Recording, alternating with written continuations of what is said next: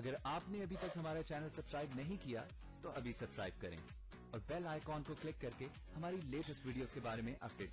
السلام علیکم، ہمارے چینل میں خوش آمدید۔ تیرا غم اور ہم گامے کا اگلے ایپیسوڈ کا پرومو آ چکا ہے، جس میں ماہی علی کے رویے سے بہت ہی زیادہ پریشان ہوتی ہے۔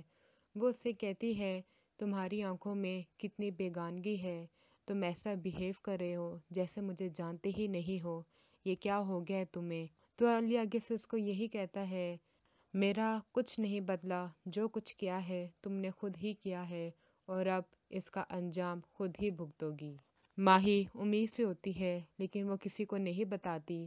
اس کا یہی ہوتا ہے کہ ساری ٹینشن ختم ہو جائیں تو تب ہی میں یہ خوشخبری سب کو سناؤں، لیکن سارا کی ماں کو شک ہو جاتا ہے۔ وہ اس بات کا ذکر سارا سے کرتی ہے تو سارا یہی کہتی ہے اگر ایسا ہوا تو ماہی کے لیے ٹھیک نہیں ہوگا، اس کے بچے کو مرنا ہوگا۔ نقاش ان کی یہ باتیں سن لیتا ہے، کوشش کرتا ہے کہ کسی طرح سے ماہی کو بتا سکے، لیکن ماہی علی کے لیے اس سے دور رہتی ہے اور اس سے کہتی ہے میں نے تم سے بات نہیں کرنی، مجھ سے دور رہا کرو۔ لیکن وہ آگے سے کہتا ہے میری ایک بار بات سن لو پھر میں چلا جاؤں گا۔ ان دونوں کا اکٹھے پھر سے دیکھ کر علی کے دل میں ایک بار پھر سے شک بھر جاتا ہے۔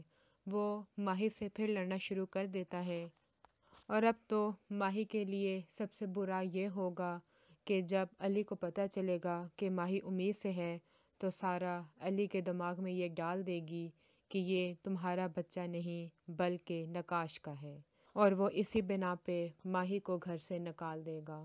اگلی ویڈیو تک کے لیے اللہ حافظ۔